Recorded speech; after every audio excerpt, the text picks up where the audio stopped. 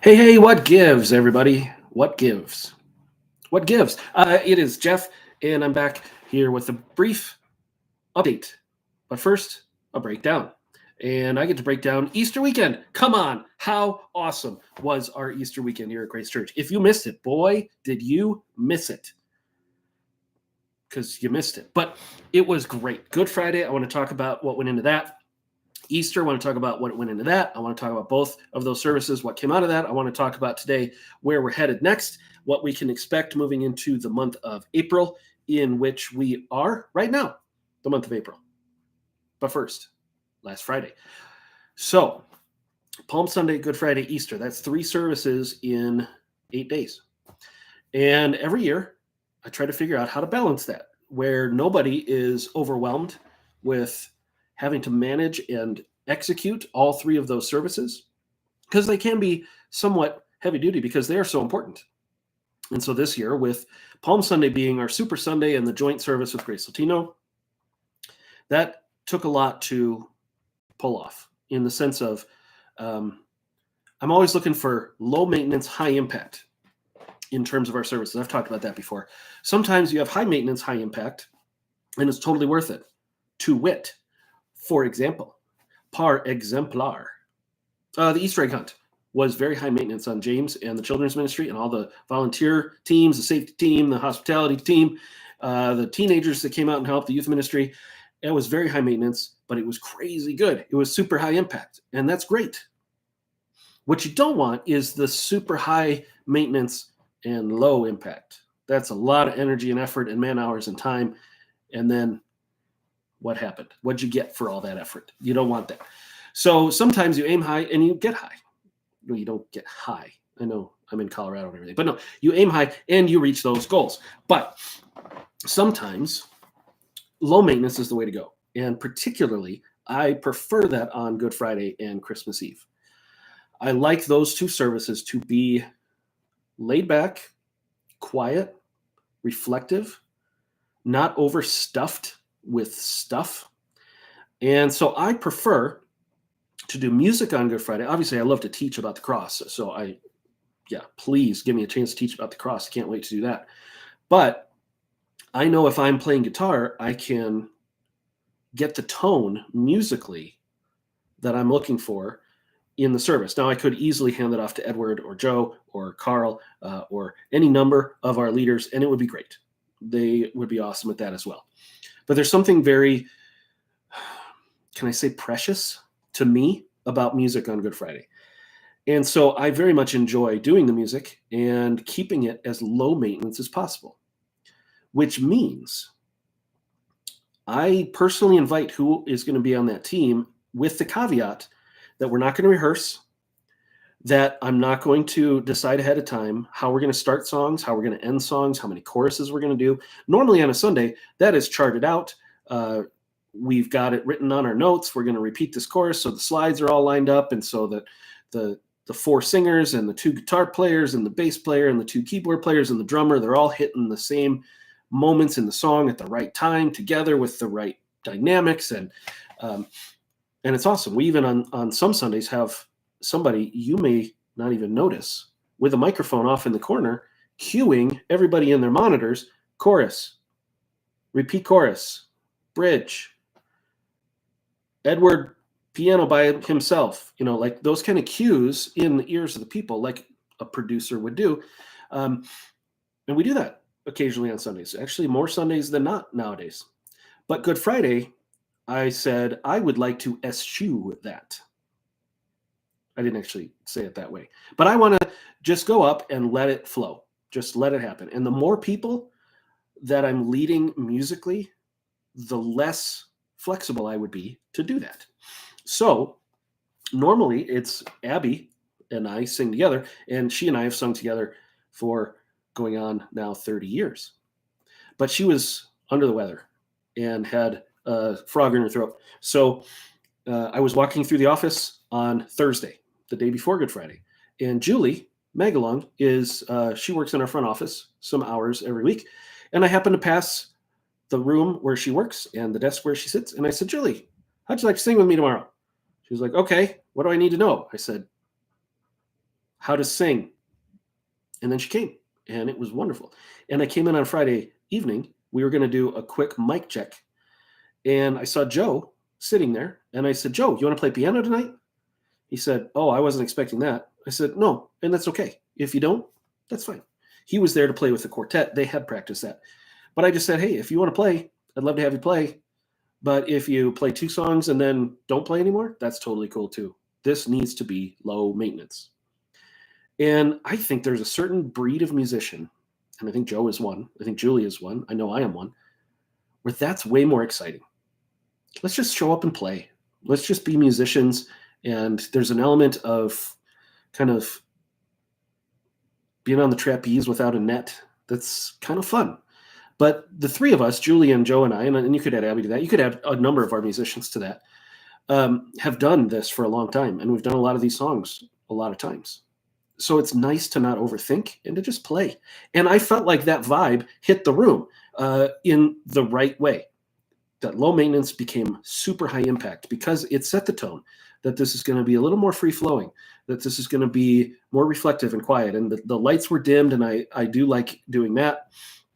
And so that was what I knew coming in, and that was my intent coming in. What I didn't know was what John was going to say and how he was going to divide up his message. We had planned he gets 2 time slots for message, which we do on Good Friday and Christmas Eve. I call them the Big Mac format. So instead of songs, sermon, couple songs, it's songs, message, songs, message, songs. Big Mac, you see. And so I didn't know what he was going to do for the bun part of that Big Mac. So I'm sitting in my office at like 6:20. It's time to get ready to go. I'm sitting in here thinking about I should read a scripture before we start. What is a Good Friday passage to read besides just going straight to Isaiah 53, which of course is a slam dunk home run. Talk about mixed metaphors. A slam dunk home run, grand slam goal. So I'm sitting there thinking, do I just do Isaiah 53 or do, and I open my Bible and Hebrews 9 just jumped off the page at me, which was the passage about Jesus being the high priest, unlike the priests of the Mosaic law, who have to go in and continually offer oxen and goats and sheep. He offered himself by his own blood, entered into the holy place. And now we don't need any more than that because his blood did it. And I thought, boy, that's a Good Friday verse, isn't it? And then I talked myself out of it. I thought, no, that's taking it in a different direction. That's getting a little dense. Let's just stick to Isaiah 53. By his wounds we are healed. And so that's what I did. And then I was in the room, sitting in the front row, ready to start my part after the quartet was done singing. And it was great to hear them again. I know they work hard on getting a chance to do that. And it's always that extra special to hear the men's quartet sing. But as they're singing, I'm sitting in the front row and I'm just like, Hebrews 9, man, it's just there, Hebrews 9. You know what? I'm just going to do it. If it is too dense, it'll be over in a couple seconds and then we're into the song. So I'm going to do it. I'm going to do that. And then later, maybe I'll do Isaiah 53. I had no idea that John was going to talk about bulls, goats, and sheep in the sacrificial system in dealing with sin. I had no idea. He had no idea. Explain that. Well, you can totally explain it. It's called the Holy Spirit. And he leads and guides and speaks to us. And that's how he spoke to me that night. And I thought it was pretty amazing. And then, of course, the service itself, if you were here, I heard from a lot of people just how awesome that service went. John breaking us into him singing in the middle of the second part of his time. No, I didn't know that was coming. And he picked those songs, and none of them overlapped with the songs I had picked. I mean, how crazy is that? That's just amazing. And it's just to hear people process the theology of absolution, substitutionary atonement, process the theology of atonement and forgiveness and mercy and grace, and to process that all unified in song. Not just John says, hey, let's sing this song. John basically cueing us to sing the lyrics of those theologies as part of this, as the solution to the problem he set up for us in the first half of his message. It was great. I didn't see that coming. And all the more joy that I got to feel knowing I'm handing off the teaching time on Good Friday to somebody who is going to do such an exceptional job. So I love the partnership I have with the people on our staff and the volunteers in our music ministry and all of you, because that's the kind of thing that can happen. And it was awesome. And then Easter Sunday rolls around, and by this time I had talked with Tanya, who is our current music director, producer, and I just said, I need to not be in the band. This is the third one in 8 days. Can I just come and preach on Easter? And so, of course, she did a phenomenal job. We were in an elder meeting Thursday night and listening to them rehearse. And when we had a little break in the elder meeting, I walked into the sanctuary and I just said, you vocalists sound so good. It sounds like a recording, hearing it in the next room. They just locked in. The band was great. I got to go into the fellowship hall where Grace Latino was meeting. If you didn't know, this week, Grace Latino moved out of the chapel into the fellowship hall for Easter Sunday because they weren't all going to fit in the chapel. And so they set up 110 chairs. Plus they had round tables for a taco lunch they were doing after the service on Sunday. And when I ducked my head in there about 10 minutes into the service, I had to help them pull chairs to expand the seating because they had too many people in the seats in the room that was bigger than the room they would have had too many people in. How cool is that? So we're not sure what that's going to mean long-term if they continue their growth curve. But stay loose, everybody, because we want to prioritize that worship service. That's a big deal, and we want to help them grow. So maybe what we saw in the fellowship hall is a harbinger of things to come. Harbinger sounds negative. It's not a negative sign of things to come. It could be a test run of something good that can happen, maybe in the fall, with the fellowship hall usage and how we balance that with our classroom space and how we balance that with Grace Latino having more room for more people because they're going to need that. So that's a pretty cool update. And then the service itself, it's always fun to do Easter, just like Good Friday, just like Christmas and Palm Sunday. The goal is don't be clever. Just go in right through the front door. The story is the power. Nothing I do is going to add more power to the story of the resurrection. It's self powerful. But I will say, for the purposes of this video and to you all on the other side of this little camera lens that I see, the challenge I have as a preacher on Easter, it's not really a challenge because if you can't preach Easter, get out of the business, right? But my challenge, my question I always ask every Easter is, am I preaching a celebration party for the saved? Like, is this just going to be a big celebration? And if it is, let's just dive in the deep end on that. Or is this a kind of an apologetic gospel presentation to the unsaved who may be here for the only Sunday of the year that they'll be here, or maybe their lives? And on the one hand, I feel irresponsible if I don't do the second one. But if every Easter all I do is the second one, then I kind of feel like we're missing out as a church. And especially with how awesome Good Friday was, I felt like everybody who was going to be here, who had been here Friday, is going to want to let loose and really have the party.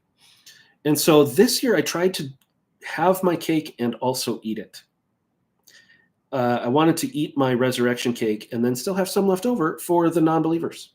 And so that was the idea of trying to accomplish, let's talk about the historicity of the resurrection. Let's talk about the rationality and logic behind this versus other faiths. And that Richard Dawkins quote really helped kind of carve that territory. Let's talk about what we're not, that we're accused of being, and let's see the resurrection through the lens of this criticism to point out this criticism is not valid at all. And in fact, if you have this criticism, you should consider Christianity. So I wanted to do that, but also not lose just the joy and the celebration of what it must have been like for the apostles and what it has been my entire life. And anybody who was crucified with Christ and now has been raised with Christ, we ought to party and not feel bad about that or feel weird about that. So that's what we intended to do. And yeah, I just feel like the last three services we've done here, Palm Sunday, Good Friday, and Easter, man, they were great. Some of the best services that I've been a part of, that I've enjoyed, and we're going to do our best to keep that train on the tracks, keep heading that direction. So a couple quick updates. Number one, Business meeting is the fourth Sunday here in April, and that's going to be after the second service. We put out feelers to get some feedback, and everything we heard was positive. So we will be having our business meeting for members to vote and discuss on the budget. That will be the last Sunday of April at 12 o'clock, or near that, since our second service ends at about 11:45. So whether that'll be in the sanctuary or the fellowship hall, we're not sure yet. What kind of food will be available, especially if you have kids that are going to need to eat. We're working on that. We'll let you know more as we get closer, but it'll be after the second service, not at 6:30. Secondly, the number two thing I want to talk about is we're kicking off a new sermon series starting this week on Ephesians. And we're going to be doing Ephesians in two parts. We're going to do chapters 1 through 3 here in April, May, and June. We're going to take a little break for the summer, and we'll pick it back up September, October, November. We'll do chapters 4, 5, and 6. And that'll leave us time for an Advent series at Christmas time. So Ephesians is where we're going to start this week, and it's pretty cool. It was fun working on the graphic for that and kind of the theme of the book. The theme of Ephesians, I think, is Ephesians 1, verse 10. So look that up if you want to be ready for the theme of Ephesians and the series we're going to do in that. Some of you have been aware, we've been on a worship director search for 6 months to hire somebody to be partner with Tanya Marley and me to make our music ministry locked down. You look at how things have gone the last 6 months, and it's kind of like, well, it doesn't seem like we're missing much. It's going really well. We have awesome volunteers, as I've previously mentioned. But we did make an offer to a potential worship director, and that was an ongoing conversation for the better part of about 6 weeks. And in the end, he declined. So we are still in great shape. And I think we'll have a solution in the very near future, because we did have another option. And that person waited very, very patiently to see how God closed this door. And now we're going to pursue that path and see where that leads. So I hope we'll be announcing the update of that in a future update like this. But that's an update as to why there hasn't been an update, but there will be updates. And so now you've had this update. Okay. Any questions about any of that stuff, don't hesitate to let me know. Also, something so cool is happening in May, on May 18th, Saturday night, May 18th. You will not want to miss it, and I am not kidding, but I can't tell you just yet. Saturday, May 18th. Circle it. Be here. It's going to be so great. Like, I wish I could tell. It's going to be so awesome. I wish I could